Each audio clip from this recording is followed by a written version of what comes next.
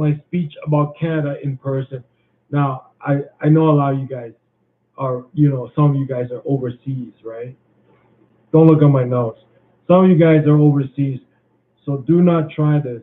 If you are in China, in Vietnam, in some other countries, do not try this. All right, this is purely Western free speech democracy public right. All right, so here I go. All right, this is my speech about Canada. Canada is a kangaroo currency funded by criminal funds, all right, criminal money, proceeds of crime. So that's my whole speech. All right, I'm here today to give you a speech about Canada, how the Canadian, Canada is a kangaroo currency funded by the proceeds of crime. And I should start by noting that Canada is actually as poor as Hell's Kitchen. All right. I was gonna say West Virginia, but West Virginia, the poor part of West Virginia or Appalachia, is poor for a different reason, but for sure they are not ignorant people. I'm sure as soon as they can, they're sending their kids to Harvard even. So I'm not going to use Appalachia or West Virginia. I'm going to use Hell's Kitchen because there are a lot of crack users, crackheads, gangbangers, pimp lords, and hookers, right? So it's poor like Hell's Kitchen, all right? And it is a kangaroo currency funded by the proceeds of crime, and that has resulted in a massive underclass, all right? So let me take a detour and give you a little bit about a little bit side trip into statistics, all right, and how the media probably prompted by their government feeders, try to throw a sheet over our eyes. So when they say median income, the median splits a sample in half. What does that mean?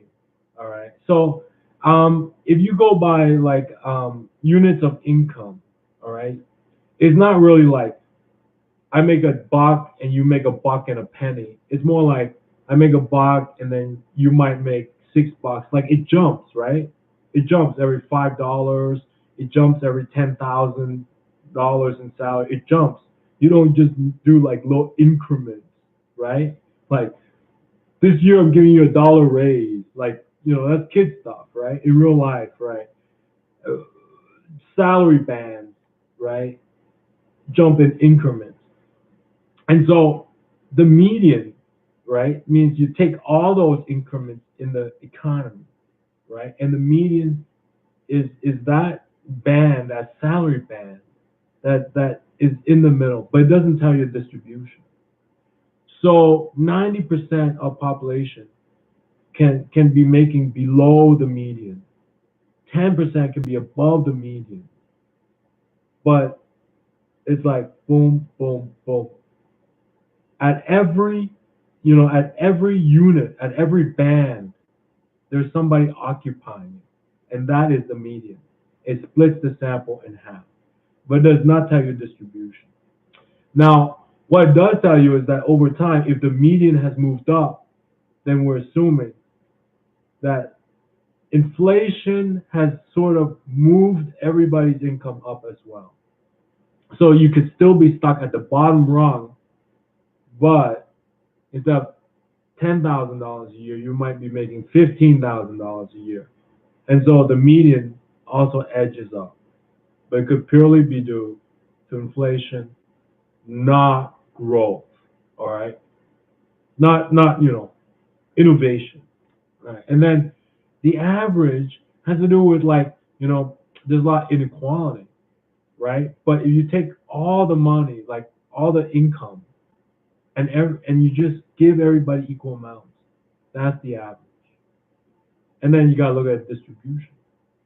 Distribution is that curve, right? And ideally, the hump ought to be right over the median. That's what everybody thinks.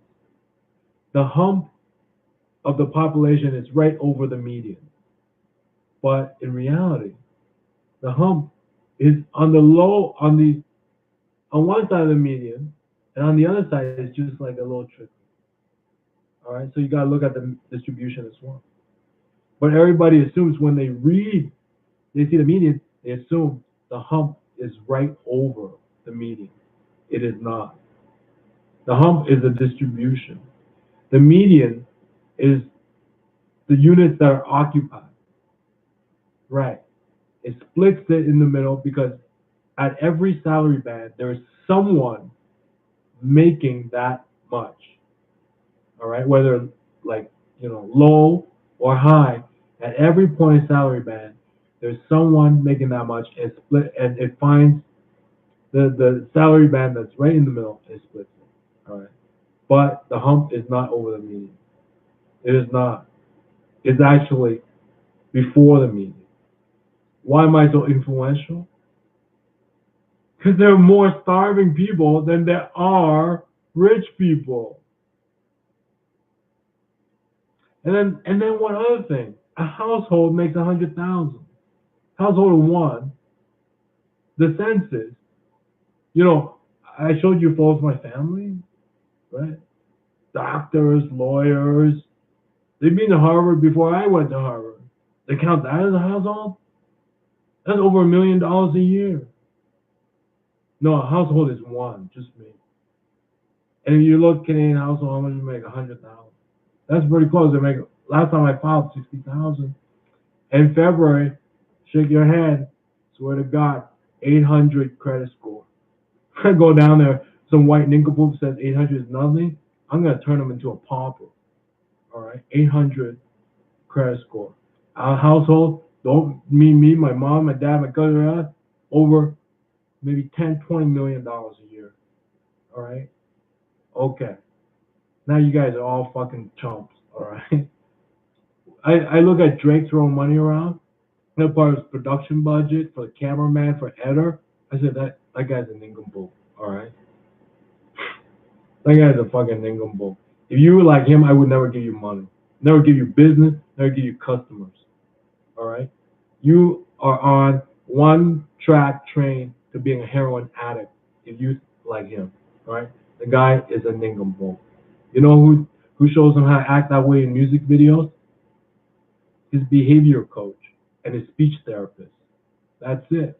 Or else, if he sings, Jay-Z is poor. End of fucking story. It's something like that. All right? So don't be a fucking nincompoop. All right? All right. So back to Canada being a kangaroo currency funded by proceeds of crime because normal, hardworking people, honest, hardworking, right? They're wondering, am I slow in the head? Or is my street like Appalachia? Like, what's wrong with me? I'm saying, bro, there's nothing wrong with you. I met you, I talked to you, you do a good job, your street's nice enough. There's something going on where the money is not reaching us, even though we're hardworking and we're pretty smart. Smart enough, right? For a pretty girl to like us. That's pretty good, right? So it's because it's proceeds of crime. And how can you tell? There are tells. There are telltales. All right? There are telltales. I'm going to leave those telltales out. But you all know what they are. But I don't want to do anybody's job. At the same time, these politicians, I swear to fucking God. All right? You know, meditation is so popular nowadays. And everybody's so enlightened. There's nothing wrong with them except hunger. All right? If they got cash money from a paycheck every 2 weeks, they'd be smiling. They'd be hugging your trade minister, signing deals. But no, they're not getting cash money. They're getting vouchers until the payroll system is fixed. You really can't have a life on vouchers, right? You need cash money to have a real nice life. Even though you got all the power of nuclear submarines, you got access to satellite surveillance, you can't do jack shit without those vouchers because you ain't got no cash money. Now, you know what I'm thinking? I think that weighs on their fucking constitutional mind. All right? It's as simple as that. It's like, no way. We're way bigger. No. As Eckhart Tolle. It's as simple as that. Fix your payroll system, get cash money, all right? You cannot have a life on vouchers. All right? You gotta you take group vacations with your coworkers. All right? It's as simple as that, I swear to God, ask Eckhart Tolle. All right? It's as simple as just getting cash money for working. They give you vouchers until the system is fixed. You'll be asking, when is the fucking system fixed? All right? So, what else am I gonna say? What else am I gonna say? So at the moment, right? They're compensating for their basically hunger by behaving like action heroes, turning this whole country into like a paper democracy. All right. Now you say this in Tibet, they'll throw you in prison. You say that anywhere else, they'll throw you in prison. I'm really exercising my public right to English. All right. I hope you enjoyed that. Bye bye.